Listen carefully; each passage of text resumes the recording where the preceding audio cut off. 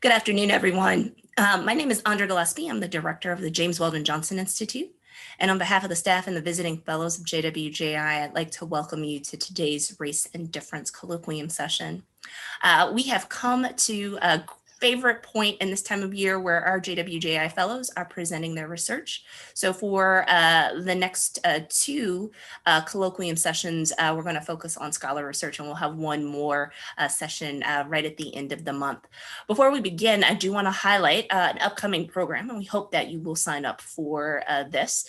So as part of our ongoing efforts with Emory College and the Latinx Studies Initiative, the faculty who do work in Latinx studies have invited the Black Latinas Know Collective for a special roundtable on April 23rd. So we hope that you will sign up for that. Rhonda has placed the link for the sign up for this event in the chat. But for today's show, I am very, very happy to welcome Dr. Francine Allen, or Francine Allen Adams today. She has been a fellow with us for the past year, and it's been a pleasure getting to know her and her work. Dr. Francine Allen Adams earned her BA in English and Journalism at the University of North Carolina at Chapel Hill, her MA in Literary Studies at Chapel Hill, and her PhD in English at Georgia State University. Currently, she's Associate Professor of English at Morehouse College. As an African-Americanist and literary scholar, she explores the intersection between theology and literature. Her current work examines what the implied and actual presence of the Black church is in text within the African-American literary canon, and how this presence reveals worldview similarities between the patristics and Black faith communities in the United States. This work emerged from earlier work on the fictional works of the novelist and essayist James Baldwin.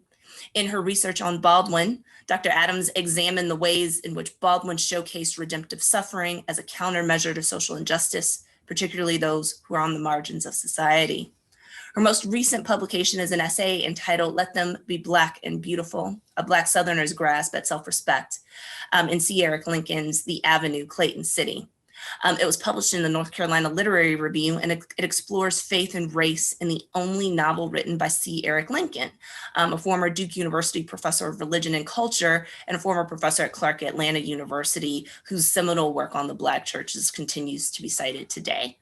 So with that, I would like to welcome Dr. Francine Allen Adams and look forward to the presentation. Take it away. Thank you. Thank you. All right. Good morning to everyone. Good morning. Hope that my screen is clear, everyone can see it. Good, thank you so much for everyone for attending. I am excited to be here and very grateful to you for coming. And I want to give a great deal of gratitude to Dr. Gillespie here as the director of the James Weldon Johnson Institute. She, along with Rhonda Patrick and Antoinette Burrell, have been exceptionally helpful and kind since I've been here throughout the academic year. So thank you to them very much.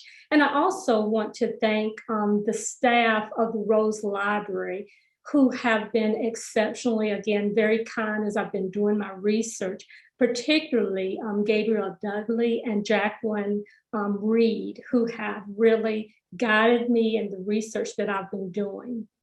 So I have felt very much supported here at Emory during my academic year here as a fellow. So I'm grateful.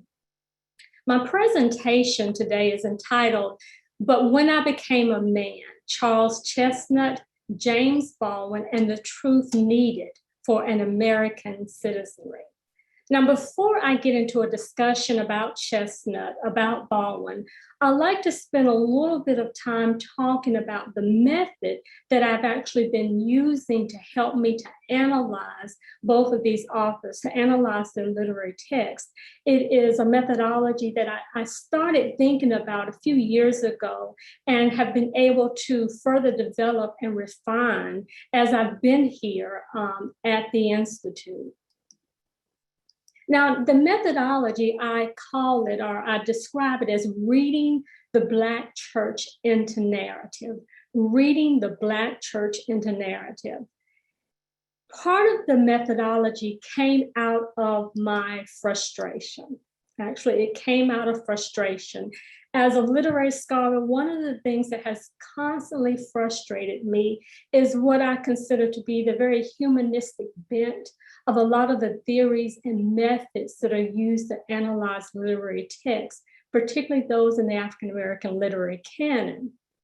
Because I do believe that in order to fully understand human experience, to understand human flourishing, there has to be attention paid to issues of religion, spirituality, and faith. And without concern for those, at least to some degree, we miss a full understanding of the human experience that we see recorded in narratives, in literary fiction. And so my methodology is an attempt to give attention and to look at the human being, not only in the context of the social and political, which are important, but also to understand the human being as related to spirituality and religion. Now, let me explain a little bit about the methodology. I am focused in this methodology in terms of the Black church, and I'll hopefully explain to you more clearly the connection. But one of the overarching questions that I have tried to answer as I've been developing this methodology is the question that you see here.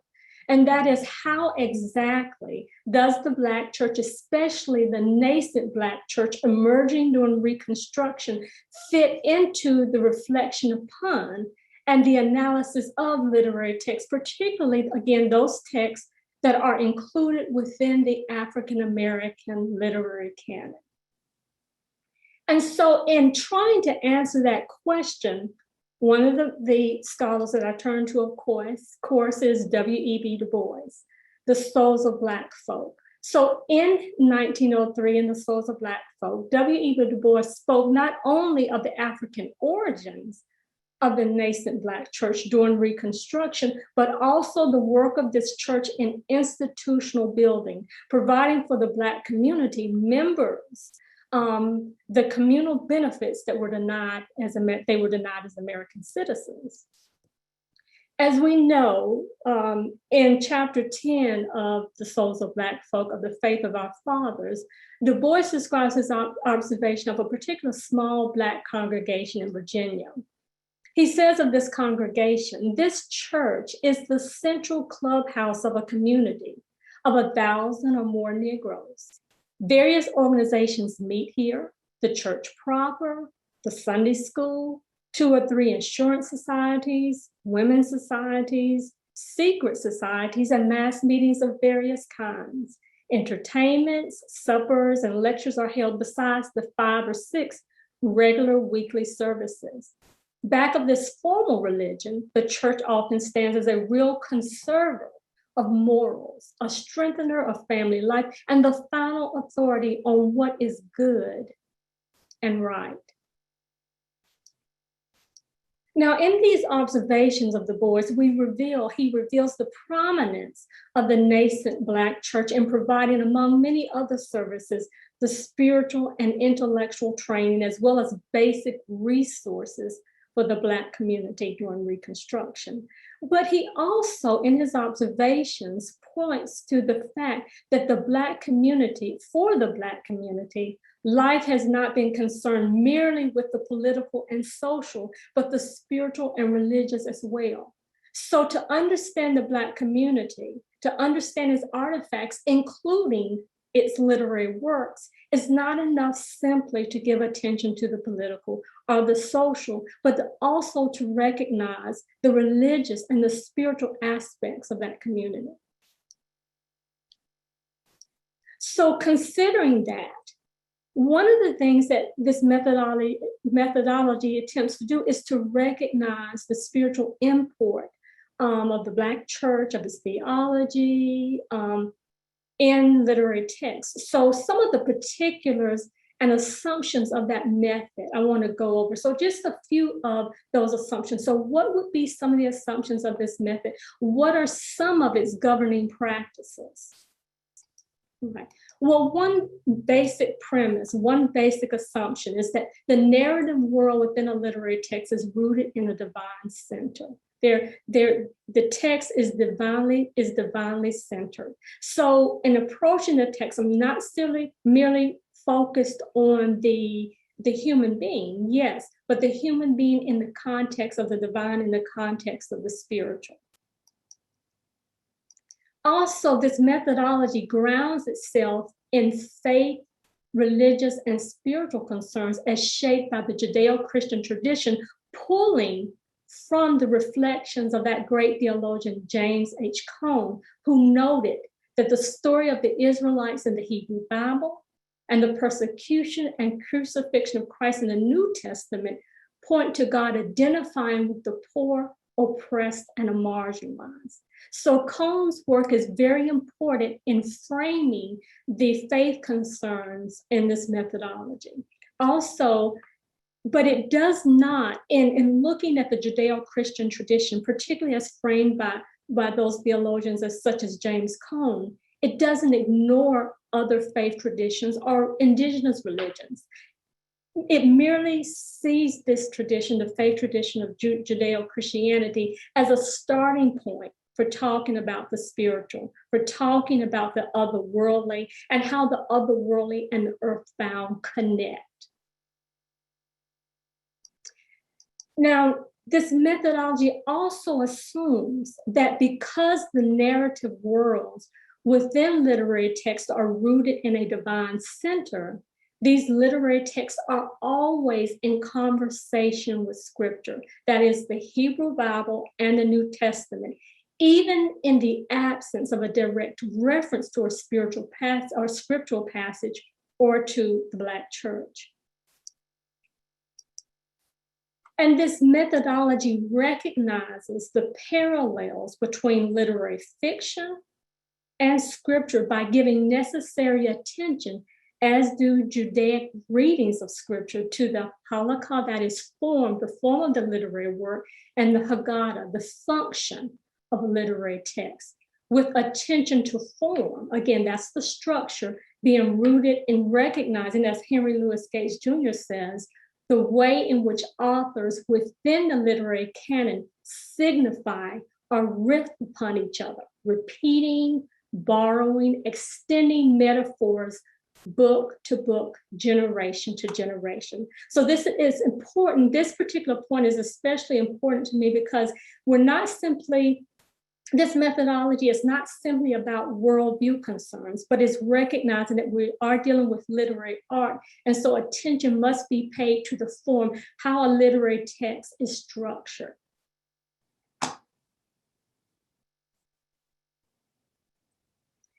Now, one of the things also when we talk about this method is understanding how to apply it. And one of the things in looking at the spiritual aspects of the literary canon, I started focusing on James Baldwin and Charles Chesnutt because I saw them doing the signifying and riffing that Gates speaks of.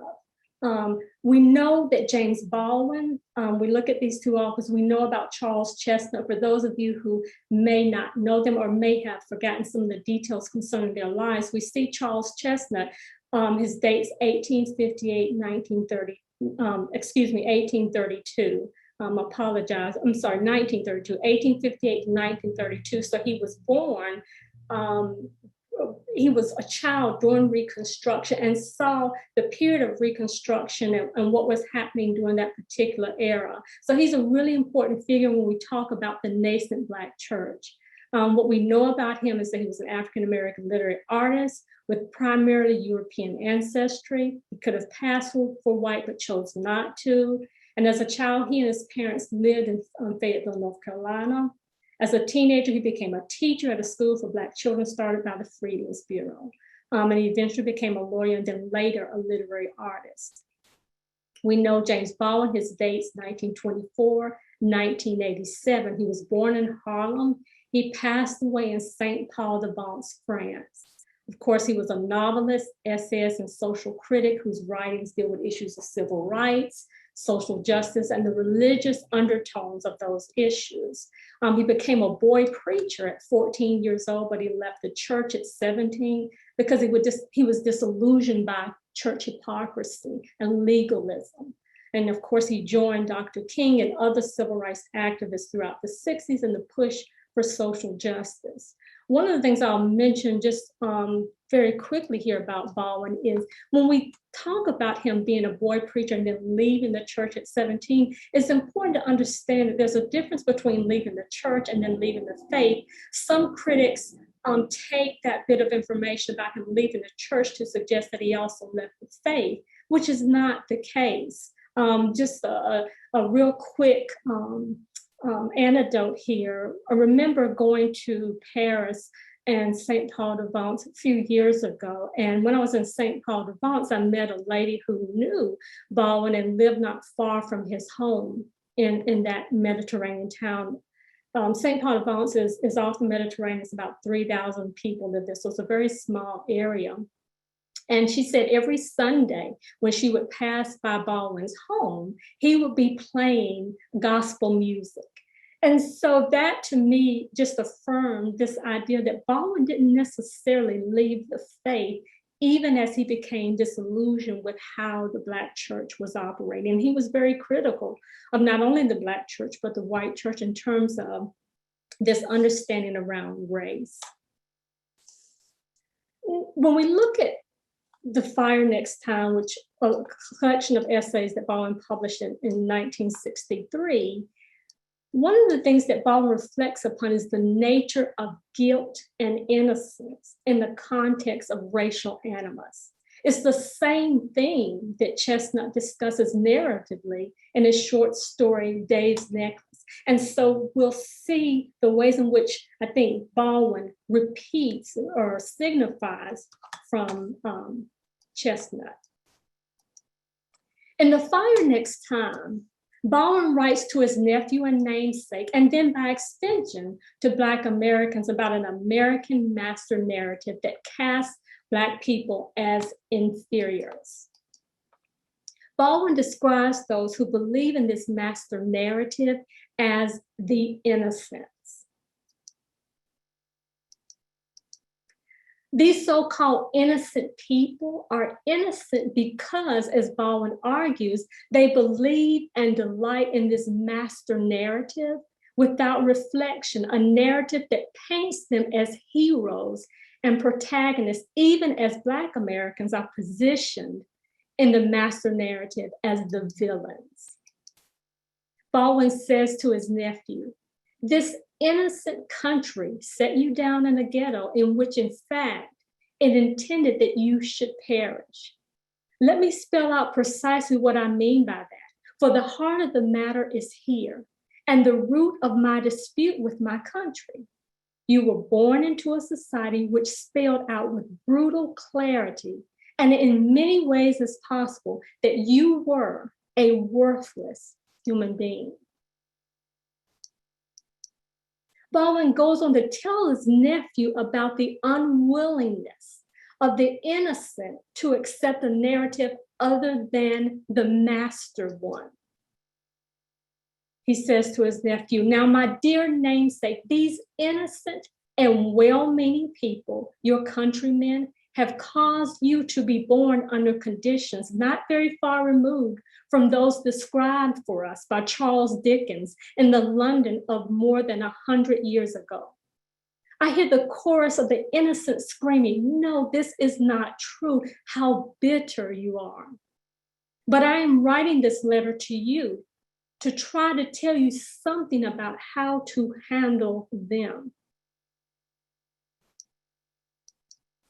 Finally, Baldwin equates innocence with criminality, arguing that although they, the innocent, mean no harm in believing in the master American narrative, their belief in and the actions in support of the narrative cause harm nonetheless. They have destroyed and are destroying hundreds of thousands of lives and do not know it and do not want to know it. But it is not permissible that the authors of devastation should also be innocent. It is the innocence that constitutes the crime. So the criminality of the innocent is rooted, Baldwin argues, in their unwillingness to even consider the fact that there are other narratives, other stories about themselves, about America, about the conditions under which the nation's citizens must live, particularly its Black citizens. They are then innocent, not children, but innocent criminals. Now, in Charles Chesnutt's Dave's Necklace, this thematic connection between innocence and criminality, it was discussed over several 70 years earlier in the short story Dave's Necklace, 1889. For those of you who have not read the story or maybe have read it and forgotten some of the details, let me just give you a brief summary of the story so that when we talk about it, you'll have some context for that story. Now, in this particular story, Dave's Necklace, the narrator is a white landowner who introduces the reader to Uncle Julius, a character who actually appears in other stories by Chesnutt. Julius is a formerly enslaved man living now as a freedman during the period of Reconstruction. In a conversation that the landowner and his wife begin to have with Uncle Julius at the Sunday dinner table where ham is being served, Uncle Julius recalls the period before slavery was abolished when he worked on the Dougal plantation with another enslaved man named Dave.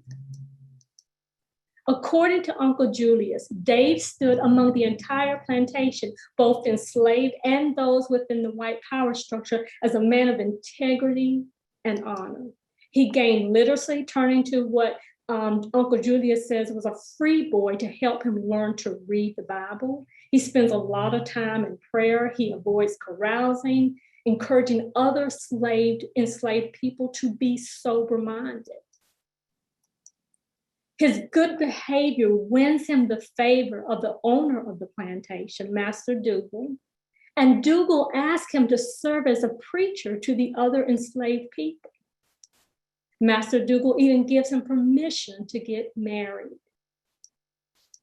However, when Wiley, a new enslaved man, is acquired and brought to the Dougal plantation, Wiley becomes jealous, wanting the affection of the woman Dilsey, to whom Dave is engaged. To gain Dilsey's affection, Wiley steals a ham, plants it in Dave's cabin, and later accuses Dave of the theft. Dave is punished. A ham is chained to his neck, and he's forced to spend his days trying to negotiate life with a ham hanging from him. He becomes a source of ridicule. The enslaved people laugh at him. Dilsey refuses to associate with him. Therefore, he begins isolating himself after finishing his work days on the plantation. He becomes eccentric. He begins talking to himself and having spontaneous bursts of laughter. Eventually, he becomes so obsessed and delusional, thinking only about ham and telling others that he knows a way to grow ham and pick them off of trees. His behavior becomes so unusual that it prompts the removal of the ham, but by the time they remove the ham from his neck, it has pretty much shriveled up, so there's not much left of it. Yet Dave, even with the ham removed, still seems to suffer from delusional thoughts, thinking, for instance, that he is turning into a ham and even letting Julius know about it.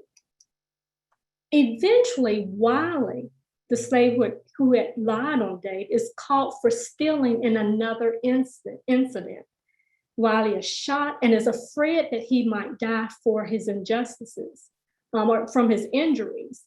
He confesses his deeds, including his false accusations against Dave. So Wiley is caught for stealing in another incident. He's shot, frightened that he is going to die from those injuries, he has kind of a deathbed confession moment where he renounces all his misdeeds, including the lie that he told about Dave. Julius then is sent to find Dave by Master Dougal so that Dave can be told that he's been exonerated, that everybody knows now that he didn't steal the ham. But unfortunately, when Julius is sent to look for Dave and to tell him the good news about no longer being accused of the theft, he finds Dave in the smokehouse, dead, having hung himself as if he were a slaughtered hog.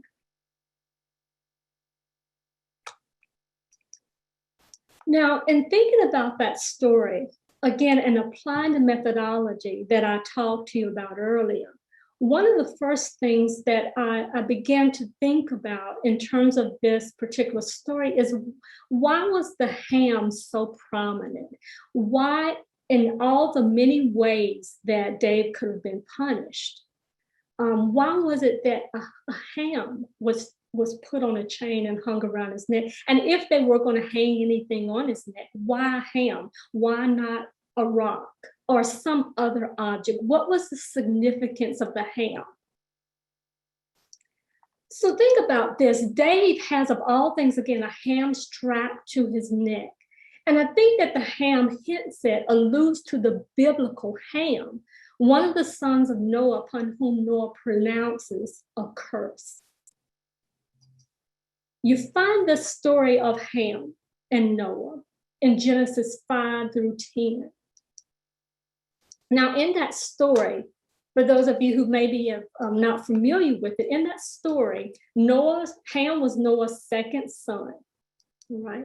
He was the father of the peoples of Cush, Egypt, Put, and Canaan. After the flood, when Noah lay in his tent uncovered, inebriated, Ham is said to have walked into the tent, seen his father's nakedness, and told his brothers. Ham's other brothers, Shem and Japheth, are said to have shown greater respect for their father Noah by walking into the tent backwards and covering their father. When Noah woke up and discovered how his sons had reacted to him, he pronounces a curse on him, indicating that the Canaanites would be slaves of Noah's descendants through Shem and Japheth. Now, this story was often used to explain the domination of Israel over the Canaanites, but it was also misinterpreted and used to justify historically the African slave trade, with Africans said to be descendants of Ham and therefore under a curse. So thinking about that story, if the chaining of the ham onto Dave's neck is connected to the Genesis story, it seems that Dave has a ham strapped upon him for punishment, not primarily because he is falsely suspected of stealing a ham, but rather because he is a descendant of Ham. His guilt is based not so much on stealing a ham, but on being Black and therefore under a curse. His Blackness is the leading factor in his guilt. The lie leveled against Dave was told by Wiley, could also be pronounced Willie, the newly enslaved man brought to the plantation who lies on Dave in order to gain the affection of Dilsey. But I think it's really important to consider how Wiley's name is pronounced. If it is pronounced Wiley, then perhaps he is aptly named. His name connects him to evil, to the devil. Think about Ephesians 6:11, which calls upon the faithful to put on the whole armor of God, that ye may be able to stand against the wiles of the devil. And in John 8:44, Christ says, in speaking of the devil, when he speaketh a lie, he speaketh of his own, for he is a liar and the father of lies. The problem, though, with equating Wiley with evil, with the cause of Dave's demise, is that it casts guilt solely upon Wiley. in scripture, guilt is often described as that which emerges as a result of one sinning against God or a neighbor. In the New Testament, the term guilt is a translation of the Greek term enochos, meaning deserving of punishment. So who is deserving of punishment? The greater guilt, the entity deserving the punishment, is the system of slavery and those who promote its operation, a system that sins against the neighbor, that so dehumanizes Dave that he begins to believe he is nothing more than a ham. All right. Now, yet if the wages of sin is death, it is not Master Dougal or Master Walker, who is the overseer who develops the punishment, creates the punishment that Dave receives. And it's not even Wiley who died. Wiley is eventually punished, but he's sent further down south. He doesn't die. Master Walker, the overseer, loses his job. All right. They live, but it is the innocent man, Dave, who dies. So he becomes a Christ-like figure, a messianic figure to some extent, the innocent dying while the guilty live. Now, Julius tells his story about Dave, about slavery, during the period of Reconstruction, when Dave has long since passed and slavery has been abolished. After finishing the story, what's really interesting, I think, in the story is that Julius is not questioned by either the landowner or his wife. He tells this incredibly sad story about Dave and how Dave was falsely accused and died believing that he was a hog. And the landowner and his wife have no response. In fact, the narrator, the landowner, says this: there was a short silence after the old man, Uncle Julius, had finished his story. And then my wife began to talk to him about the weather. So neither the landowner nor his wife are moved to address the gravity of what happened today, the gravity of what happened to the many Daves and other enslaved people. In fact, when they look at the ham, that symbol of guilt and shame on their dinner table, they both decide not to eat any of it. They give it instead to Uncle Julius, saying that eating ham is too heavy for them, that the ham is too heavy. So in many ways, they stand with the many who Baldwin labels 70 years later as the innocent, those who want to keep clean hands, unwilling to grapple with the guilt and criminality of the past. So they are the embodiment of the innocent, again, that James Baldwin has talked about decades later. And think about this, if we bring our namesake of the Institute into this conversation, these innocents are unlike the narrator of James Baldwin's or James Weldon Johnson's poem, The Crucifixion, in God's Trombone, who sees Christ go up Golgotha's rugged road, who sees Christ sink beneath the load, who sees the drooping Jesus sink. The innocents in Chesnutt and Baldwin refused to see Dave and what happened to him. Therefore, they are unsaved from their criminality. And so throughout Chesnutt, throughout Baldwin, this theme of crucifixion, of the guilt, the innocent dying on behalf of the guilty is reverberated throughout their text. And so it becomes very easy to, again, to apply this methodology to both writers. And I think one of the reasons, of course, this methodology can be very difficult is because there are implications when we think about the ways in which Judeo-Christianity has been used to subjugate But my hope in using this methodology is to find a way to extract white supremacist ideology from the faith in order to use it to create a better and deeper understanding of artifacts of African-American community, particularly the literary text. All right, thank you so much for listening, and I'm eager and excited to hear your questions. Thank you very, very much, Dr. Adams. We really, really appreciate it.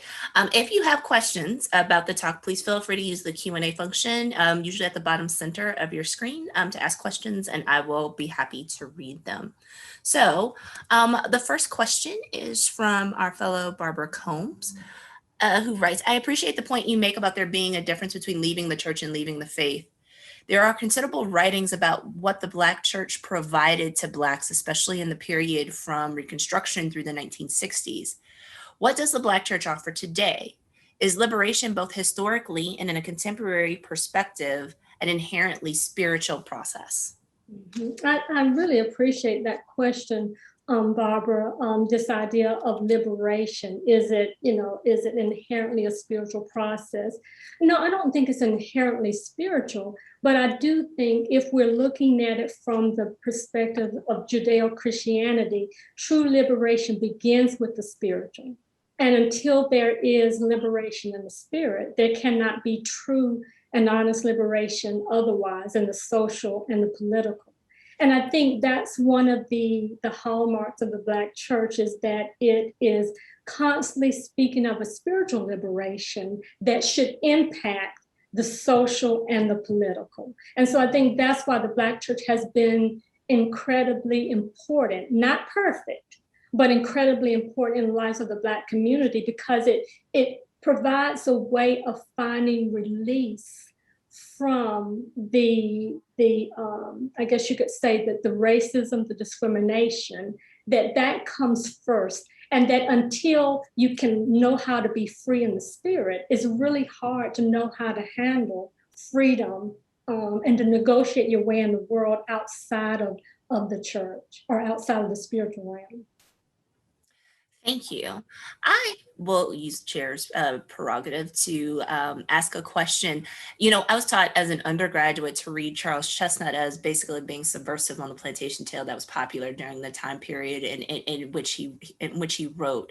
So how does that subversiveness, this idea that you're not going to tell stories about happy Black people on plantations, but you're going to use the plantation tale to tell really hard-hitting stories that cause people to think, how does that sort of up in this notion of racial innocence? Like, is the fact that the white characters in the story are quiet, like, is that a sign of them relinquishing their innocence, or is this a way for them to sort of be confronted with the truth and then just run away from it? Mm-hmm. Yeah, I appreciate that question. When I think about Chesnutt and the voicelessness of some of the white characters and his allowing the Black characters, Uncle Julius, to have a voice. I think one thing he's doing, again, is giving voice to the people who've not had a voice in the master narrative whatsoever.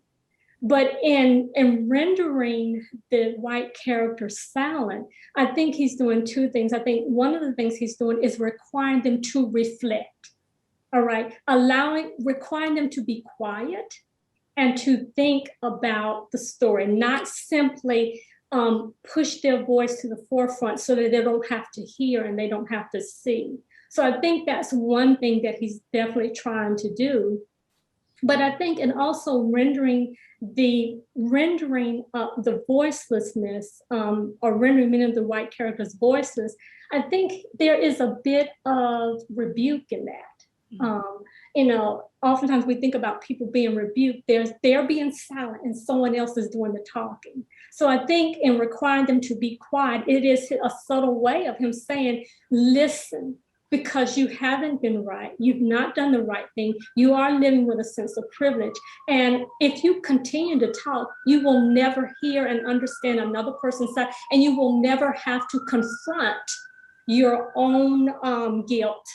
So I do think there's some subversiveness in that in multiple fronts. Yeah, I mean, I think they're important lessons for today in this.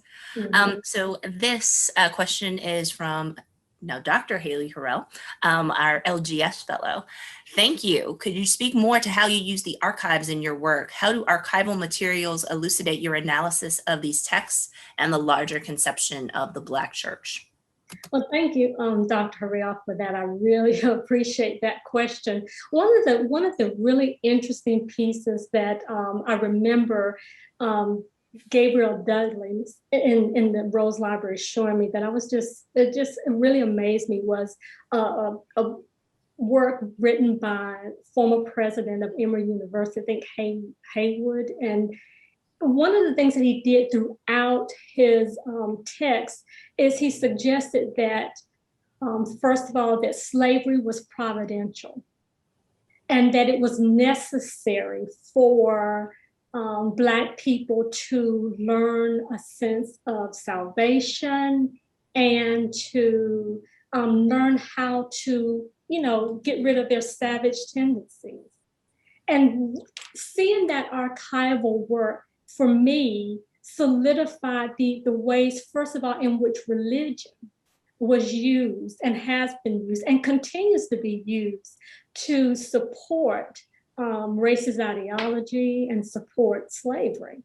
But it also was a reinforcement that this idea that certain people keep talking and ignoring the other stories that exist, it was real. And oftentimes the archival work for me reinforces what Chesnutt is saying, and it brings a sense of authenticity. It's not simply just an author having, taken creative license, but he is actually reflecting the true thinking of those during that period. And that there were many of those within the white community who had the voice. And because they had the voice, because they had the platform, then they wrote the story of slavery and the way that they wanted to believe that it existed. And that was for those who were seen as being progressive or not. And so the archival work has been really important to me for that reason. Again, to just reaffirm what Chesnutt and Baldwin are saying. Thank you. So this question is from Melvin Ayogu. Thank you for your thought-provoking talk, truly inspiring.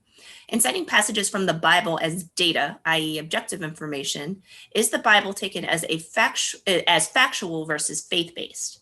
What about readers who are agnostic? How are they supposed to appreciate the conclusions based partially on biblical data? And I thank you so much for that question. The use of this methodology is in no way attempt to assume that those using it are people of faith necessarily. But if I am looking, for instance, at the period of Reconstruction, and I am looking at people for whom the Black church and its theology have been vital for their survival, then to me it seems like it is only fair. It is only fair to consider Black church theology and understanding the artifacts that come out of that culture. So whether, and it's like I would do in any other culture, I may not understand indigenous Native American religions, but I want to take that religious worldview and use it to help me to understand those texts written by Native Americans, written and that reflect that culture. And that's what I see with African American literary texts. The Black church has been and still is important, not perfect, and I'm not trying to idealize it.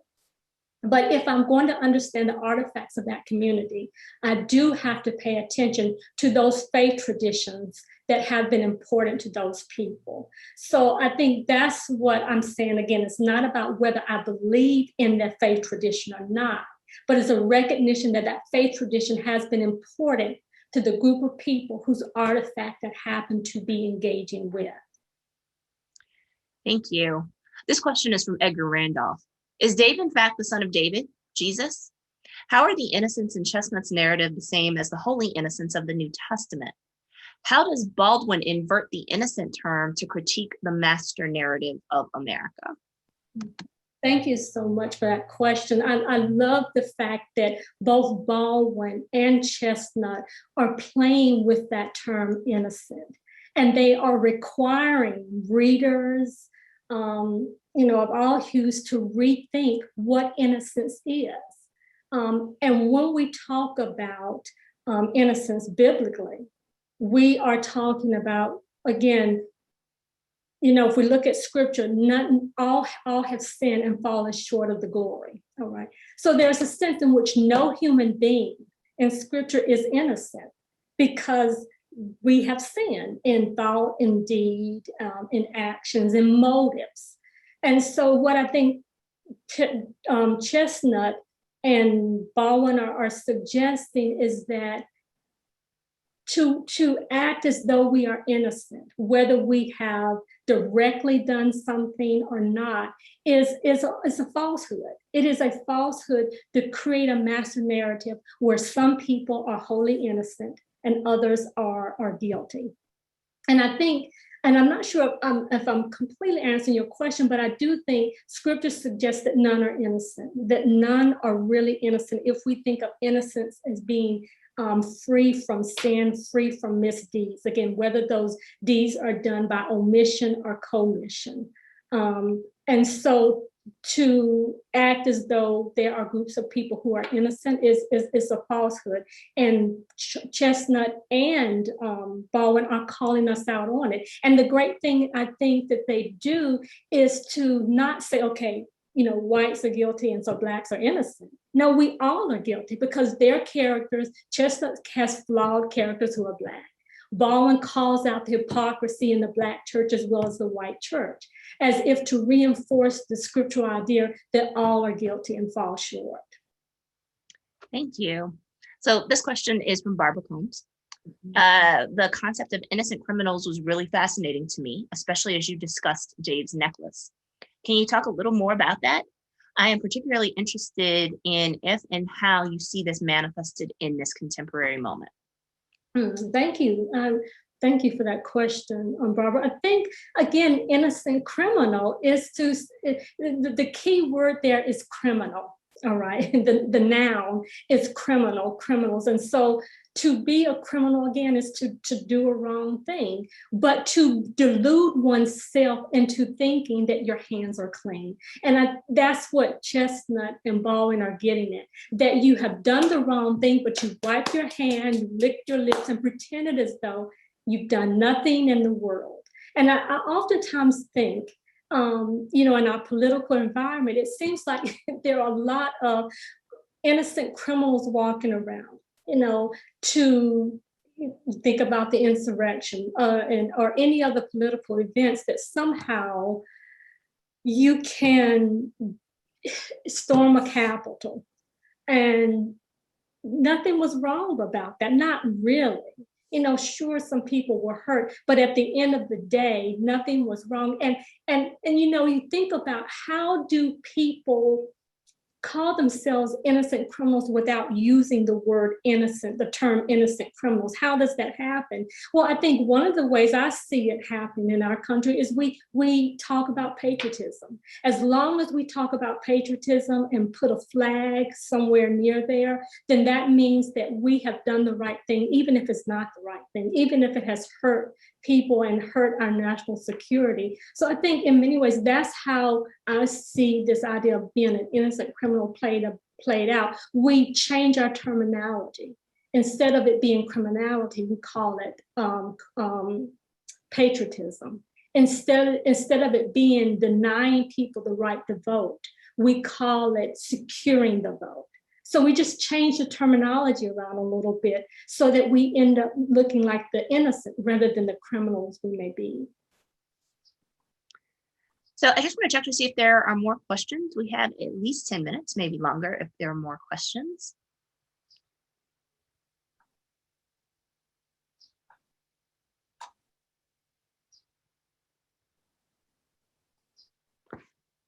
Okay, well, seeing none, I just want to thank Dr. Alan Adams for such a profound talk. We really appreciate it. I can't wait to see this in print.